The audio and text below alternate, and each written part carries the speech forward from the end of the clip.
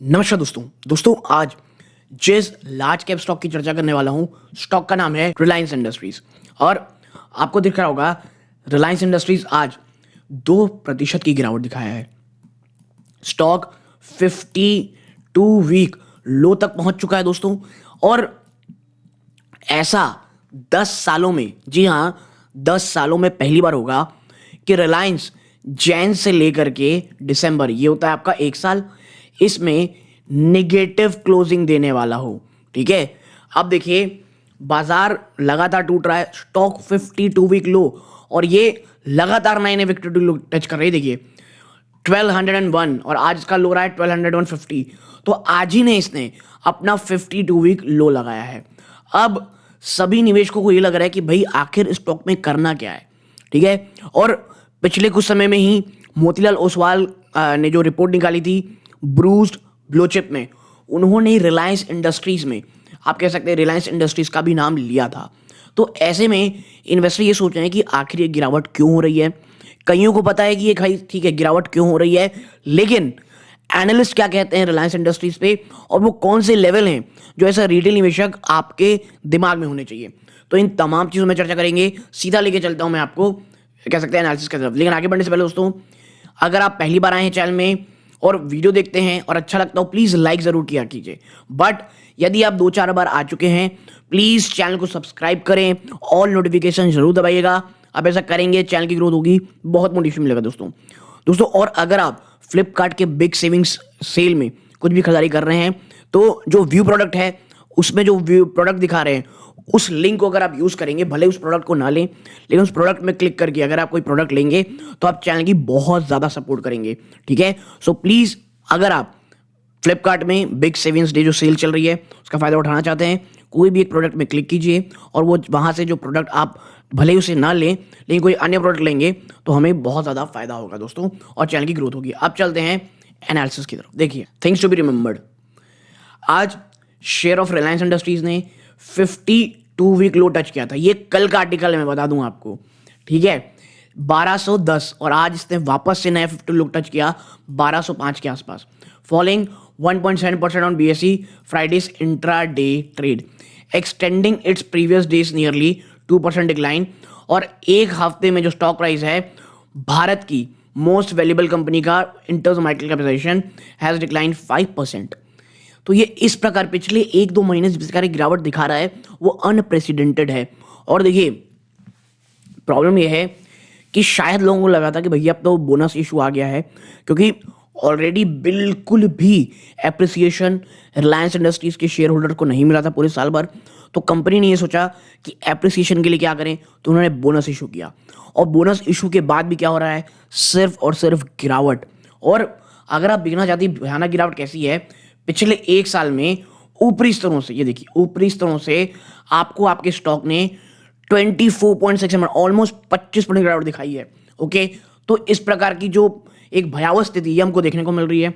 अब आप आगे चलेंगे, रिलायंस का जो मार्केट कैप इरोजन है वो ऑफ रुपीज कितना हो चुका है, 85,525 करोड़ इस पूरे हफ्ते में कह सकते हैं आप। और BSE में आप देखेंगे तो 4.4% का डिक्लाइन आया है।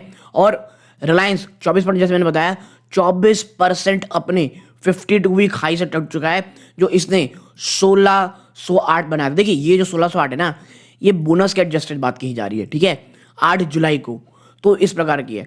तो अब एनालिस्ट क्या कह रहे हैं इसको लेकर के, देखिए एनालिस्टों का ये मानना है कि जो अंडर परफॉर्मेंस है ना, ये ड्रिवन क्यों हो रही है, जो हायर कैपेक्स रिटेल बिजनेस में जाते दिख रहा है आपको रिलायंस में, और रिलायंस जियो में जो lack of free cash flows हैं दोस्तों जनरेट हो रहा है वो। देखिए जब ये तमाम चीज़ें बनी थी, चाहे रिलायंस रिटेल हो जियो हो, उससे क्या हमें फायदा मिला था, हमको ये लगा था कि देखिए बहुत तगड़ा कैश फ्लो आना शुरू हो जाएगा, रिलायंस जियो से बहुत अच्छी कैश फ्लो आएगी और धीरे धीरे जो रिलायंस जियो है वो आरपू एवरेज रेवेन्यू पर यूज़र काफ़ी अच्छे से बढ़ा पाएगा। लेकिन ऐसा हुआ कतई नहीं हुआ दोस्तों।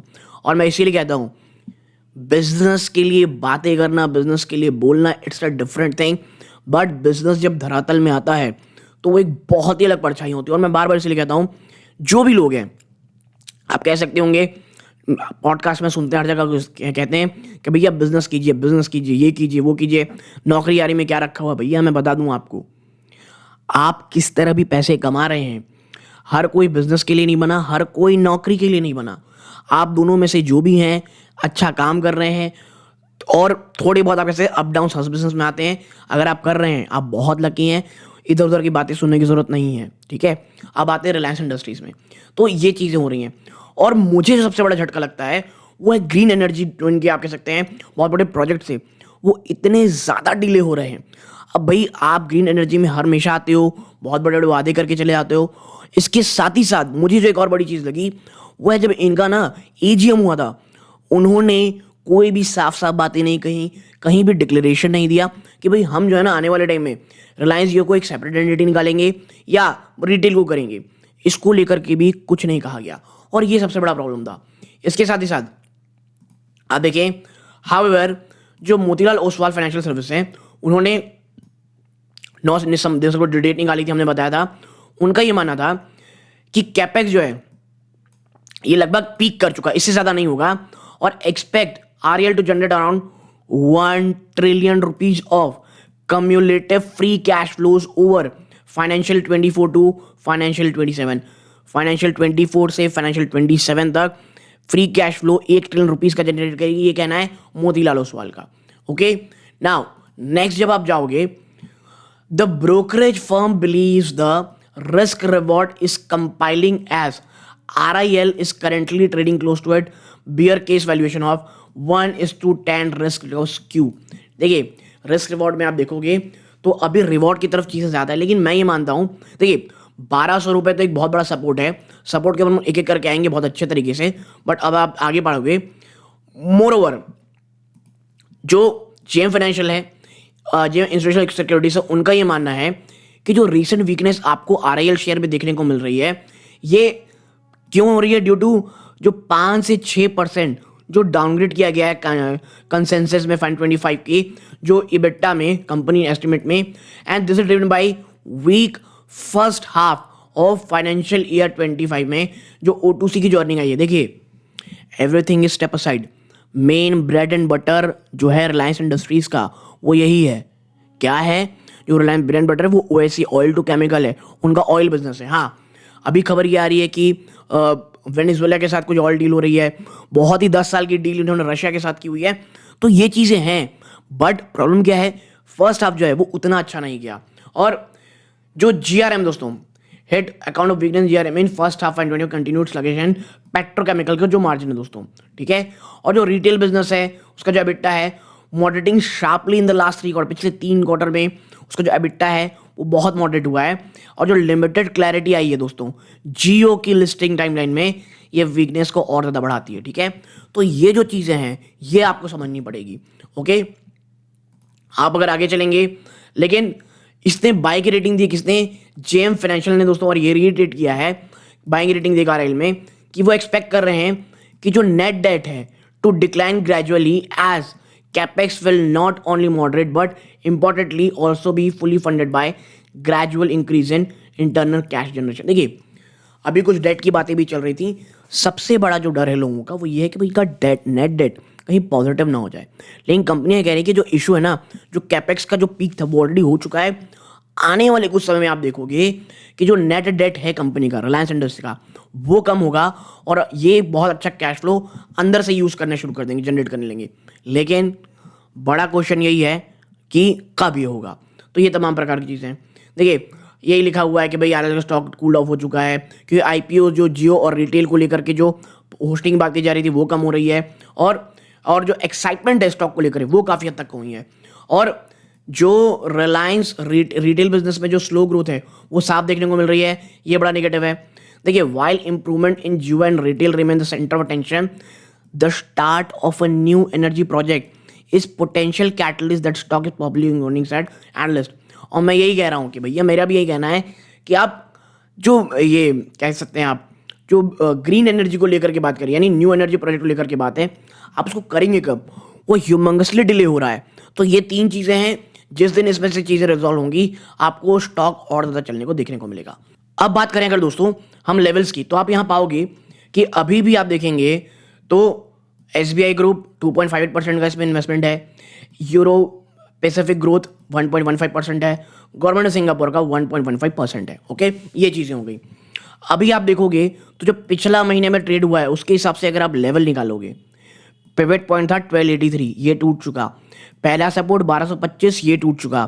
फिर आता है 1159 सेकंड सपोर्ट, ये तो पिवट पॉइंट 1183 टूट हुआ, पहला सपोर्ट टूट चुका। 1159 है सेकंड सपोर्ट, तो 1200 के ऊपर क्लोजिंग दी है, ये अच्छी चीज़ है। तो आने वाले में आप देखना पड़ेगा 1159 देन 1100। और मैं बता दूं, ये जो 1100 है ना, रिलायंस अगर यहाँ जा रहा होगा तो बाजार भी टूटा होगा और रिलायंस से भयानक गिरावट होगी। लेकिन मुझे लगता है 1100 में Reliance industry for a longer term, देखिए बिजनेस है, थोड़े इकअप्स आएंगे बट लॉन्गर टर्म में ये काफ़ी अच्छा होगा।